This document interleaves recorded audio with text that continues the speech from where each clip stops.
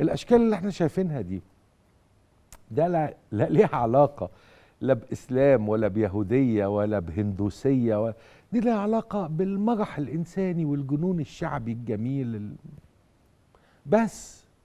انما تقول لي اصله في المجلس الاعلى للطرق، لا، التصوف ما فيهوش مجلس اعلى، له تصورات تانية. او ان واحد يبقى صوفي بكارنيه يطلع كارنيه.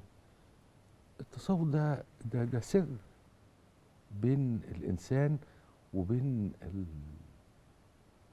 المطلق اللانهائي اللي احنا بنقول عليه الله، واليهود بيقولوا عليه يهوه، والمسيحيين بيقولوا عليه يسوع، والهندوس بيقولوا وهكذا بتتعدد اسمائه. المطلق ده علاقتنا بيه علاقه بالكون ككل، دي سر، لا في لبس معين ولا في مولد. انا عرفت مشايخ في البدايات وقلت كده في البوست اللي انا كتبته، يعني انه انا صاحبت الشيخ مصطفى حلمي القادري حوالي 7-8 سنين، والشيخ حسين معوض 3 أو 4 سنين، وكنت برتحل معاهم، بروح بتعلم منهم رؤية جديدة للكون في نفس الوقت اللي كنت بقرا فيه الفلسفة الألمانية ومفيش